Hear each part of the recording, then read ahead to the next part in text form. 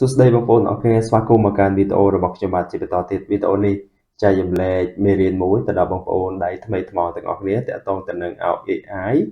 នៅក្នុង CapCut បង្កើតជាវីដេអូឲ្យយើងខ្ញុំគិតថាបងប្អូនមួយចំនួនជាពិសេសបងប្អូនដែលថ្មីថ្មោងគឺគាត់ពិបាកក្នុងការបង្កើតនៅ content ផលិតវីដេអូថតវីដេអូឬក៏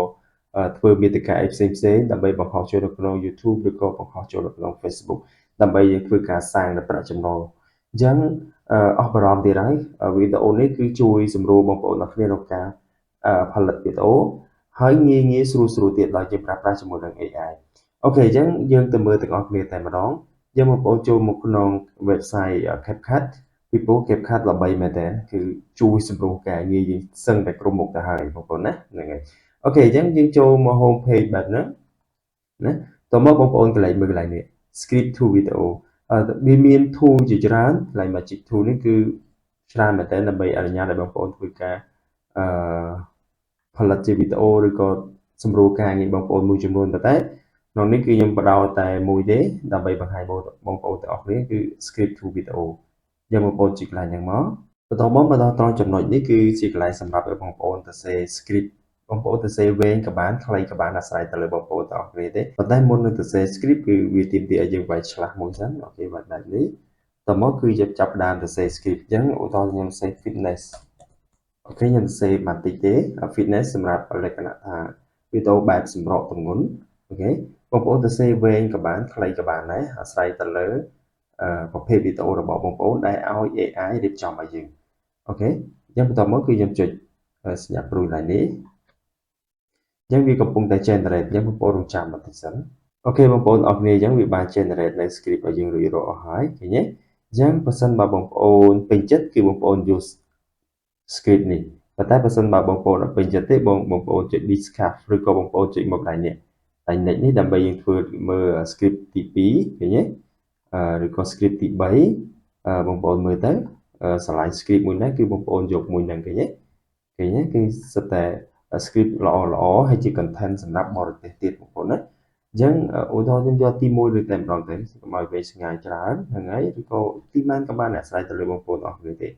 អញ្ចឹងបើសិនបើអូខេហើយគឺបងប្អូនចុចមកកន្លែងនេះយក script អញ្ចឹងវាបានហ្នឹងហើយឃើញទេវាផ្ទៀងផ្ទាត់ឲ្យយើងម្ដងទៀតថាតើអូខេឬក៏អត់អញ្ចឹងណាអូខេបន្ទាប់មកបងប្អូនចុច generate video បន្ទាប់មកត្រង់ចំណុចនេះគឺជាកន្លែងសម្រាប់ឲ្យបងប្អូនធ្វើការជ្រើសរើស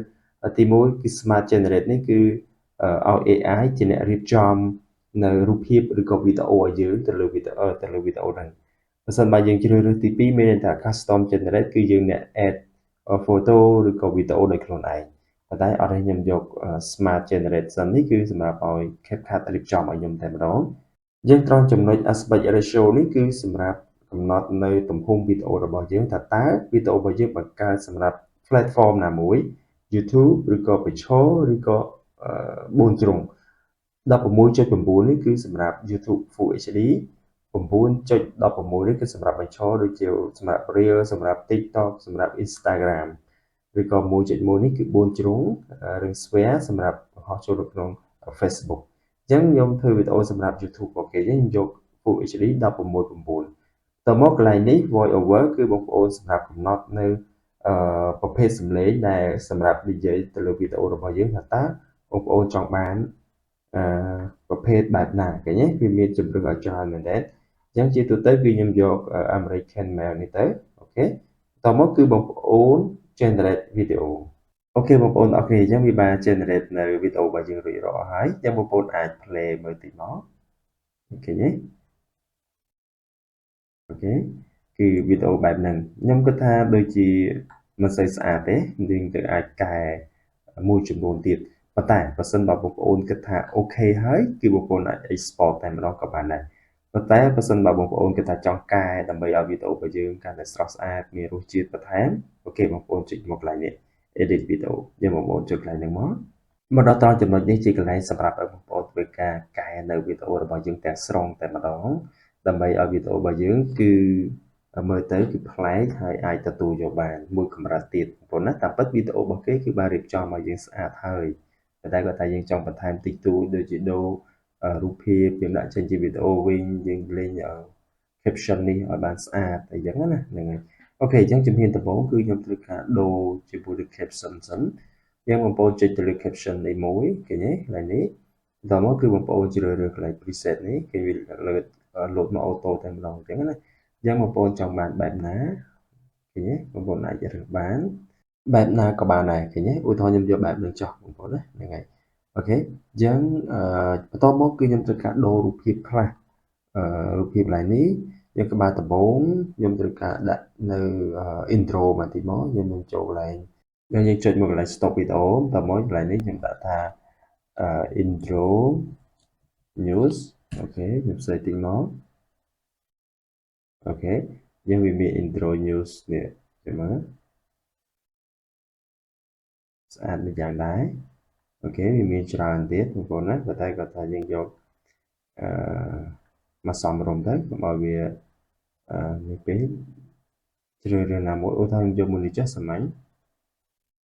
ខ្ញុំយកមួយនេះចុះសាមញ្ញអូខេយើងចាប់ទាញដាក់ចូលឡើងនេះអូខេខ្ញុំព្រមតិចមកកុំឲ្យវាពេកឡើងពេកយើងដាក់បន្តិចបានហើយអូខេជាក្បាលដំបូងអញ្ចឹងបើសិនបើបងប្អូនចង់ដូរទៅលើរូបភាពរបស់យើងដាក់ជាវីដេអូវិញឧទាហរណ៍ថាយើងដាក់ទៅ fitness កន្លែង stop វីដេអូនេះខ្ញុំដាក់ទៅ fitness អូខេអញ្ចឹងគឺសិតតែវីដេអូបែប free ដើម្បីអនុញ្ញាតឲ្យបងប្អូនធ្វើការជ្រើសរើសយកទៅដាក់ទៅលើវីដេអូរបស់យើងអូខេឧទាហរណ៍ខ្ញុំយកមកដាក់ឡើងនេះអូខេឬក៏បងប្អូនចង់បានអីផ្សេងទៀតដូរទៀតស្រឡាញ់វីដេអូមួយណាបងប្អូនជ្រើសរើសវីដេអូមួយហ្នឹងអូខេយើងដាក់មកយើងលាយឡំជាមួយនឹងវីដេអូខ្លះជាមួយនឹងរូបភាពខ្លះទៅអូខេមើលទៅវាប្លែកស្អាតបងប្អូនណាហ្នឹងហើយអូខេដូចជាload បែបនេះឃើញទេនេះគឺជាវិធីសាស្ត្រក្នុងការ edit វីដេអូឬក៏ការបន្ថែមរសជាតិទៅលើវីដេអូរបស់យើងដើម្បីឲ្យកាន់តែល្អមើលទៅគឺជក់ចិត្តអញ្ចឹងបងប្អូនរៀបចំវីដេអូរបស់យើងគឺឲ្យបានស្អាតនីមួយៗតាមខ្លឹមសារនៃ script របស់យើងបងប្អូនណាតាម script របស់យើងអញ្ចឹងបងប្អូនជ្រើសរើសតាម footage មួយចំនួនទៀតណាសិតតែ free ទេបងប្អូនអត់មានកុំខ្លាចថាជាប់ copyright ឬក៏ជាប់permit អីផ្សេងៗគឺអត់អីទេអានេះគឺជា free បងប្អូនណាយើងអាចប្រើប្រាស់នៅក្នុង YouTube ក៏បានប្រើប្រាស់ជាមួយនឹង Facebook ក៏បានដែរអូខេអញ្ចឹងជំហានបន្ទាប់គឺយើងធ្វើការដាក់ transition ឲ្យទៅលើវីដេអូរបស់យើងតិចទៅកុំឲ្យវារឹងឆ្កល់ពេកណាហ្នឹងហើយអញ្ចឹងវាមាន transition ជាច្រើនអូខេអញ្ចឹងយើងមាន transition ជាច្រើនសម្រាប់ឲ្យបងប្អូនធ្វើការជ្រើសរើសយើងបងប្អូនឆ្លាញ់មួយណាគឺបងប្អូនយកមួយយ៉ាងមកគឺថាអូខេយើងចាប់ទាញដាក់មកលើវីដេអូរបស់យើងមកសំខាន់គឺឲ្យវីដេអូរបស់យើងស្អាតបងប្អូនណាស្អាតមើលទៅគឺតាក់ទាញមកបងប្អូនណាមើលទៅប្លែកអារម្មណ៍អូខេបងប្អូនអញ្ចឹងបើសិនបើបងប្អូនគិតថាអូខេហើយបងប្អូនរៀបចំទៅលើវីដេអូរបស់យើងរួចរាល់អស់ហើយដែលអាចទទួលយកបានហើយគឺបងប្អូនអាច export ចេញតែម្ដងហើយខ្ញុំសូមបញ្ជាក់ថាគឺអត់ជាប់ watermark អត់ជាប់ logo អត់ជាប់អ្វីទាំងអស់គឺវីដេអូស្អាតតែម្ដងបងប្អូនណាដែលស្អាតបងប្អូនគឺយើងអាចទទួលយកបានដែលយើងអត់មានខ្លាចពីហានិភ័យថាជាប់ logo website ជាប់ logo license ណាមួយទេបងប្អូនណាអ្វីសំខាន់គឺបងប្អូនត្រូវតែច្នៃត្រូវតែរៀបចំវីដេអូរបស់យើងឲ្យបានស្អាតដូចខ្ញុំបញ្ជាក់អញ្ចឹងគឺនៅក្នុងវីដេអូ stock នេះណា stock វីដេអូនេះគឺ free ជាច្រើនសម្រាប់ឲ្យបងប្អូនធ្វើការជ្រើសរើសឬក៏បងប្អូនអាច search បែបនេះទៀតក៏បានដែរគឺno eating នេះបងប្អូនណាសិតតែជាវីដេអូដែលយើងអាចយកមកដាក់បានប្រភេទតមអាហារដើម្បីសម្រក់ទម្ងន់ណាហ្នឹងហើយបងប្អូនឃើញទេអញ្ចឹងវាមានច្រើនហើយក៏មាន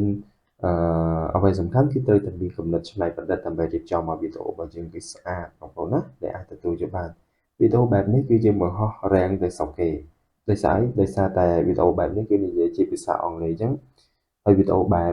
fitness សម្រាប់បែបសម្រក់ទម្ងន់បែបហាត់ប្រាណហ្នឹងគឺស្រុកគេចូលចិត្តមើលណាស់បងប្អូនណាហ្នឹងហើយអញ្ចឹងបើសិនបើយើងធ្វើត្រូវគឺទទួលបានប្រាក់ចំណូលបានច្រើនហើយបងប្អូនណាហ្នឹងហើយអូខេអញ្ចឹងខ្ញុំគិតថាបងប្អូនអាចតាមទាន់ហើយបងប្អូនអាចធ្វើបានទាំងអស់គ្នាត្រង់ចំណុចទាំងអស់នេះ ពីព្រោះអីអត់អីលំបាកទេគ្រាន់តែយករូបភាពមួយចំនួនឬក៏វីដេអូមួយចំនួនហើយរៀបចំវាឲ្យស្អាតទៅតាក់ទងទៅនឹង caption ឃើញទេ caption តាក់ទងទៅនឹងសំឡេង over ហ្នឹងគឺយើងអាចទទួលបានវីដេអូមួយដ៏ស្រស់ស្អាត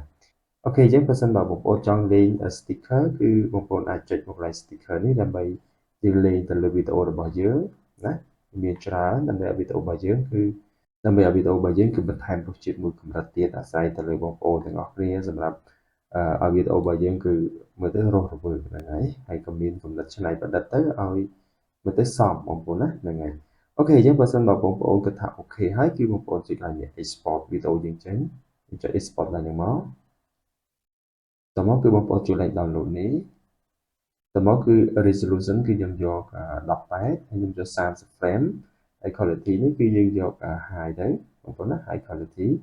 អូខេតមកគឺបងប្អូនចុច export អូខេបន្តមកគឺបងប្អូនចុចកន្លែង download នេះមកដើម្បី download វីដេអូយើងចេញអូខេបងប្អូនអរគុណអញ្ចឹងវីដេអូរបស់យើងគឺកំពុងតែ download ហើយអញ្ចឹងពេលដែលយើង download ចប់យើងអាច upload ចូលទៅក្នុង YouTube ឬក៏ upload ចូលទៅក្នុង Facebook តាមតម្រូវការតាមប្រភេទការងាររបស់បងប្អូន Hello everyone. Today, we're going to talk about fitness, lifestyle, and the importance of staying active and healthy. Fitness is not just about working out. It's a way of life that encompasses our physical, mental, and emotional well-being. A balanced and active lifestyle helps reduce the risk of various chronic diseases such as heart disease, diabetes, and obesity. Regular exercise can also improve our mood, boost energy levels, and increase our overall quality of life. There are many different types of fitness activities to choose from, such as running, swimming, cycling, yoga, or weightlifting. The key is to find something that you enjoy and can stick to. Whether it's working out at the gym, jogging in the park, or practicing yoga at home. In order to achieve and maintain a healthy fitness level, it's essential to set realistic goals and track your progress. Start by identifying your fitness objectives and breaking them down into smaller, achievable milestones. This will help you stay motivated and avoid feeling overwhelmed. Make sure to stay hydrated, eat a balanced diet rich in fruits, vegetables, lean proteins, and whole grains, and get enough sleep. And most importantly, listen to your body and adjust your workout routine as needed. Remember, it's never too late to start taking care of your health. In conclusion, fitness is a vital aspect of our overall well-being, and leading a healthy lifestyle is essential for living a long and fulfilling life. By setting realistic goals, staying hydrated and nourished, and finding an activity that you enjoy, you can achieve and maintain a healthy fitness level. Remember, consistency is key when it comes to achieving your fitness goals. Happy exercising!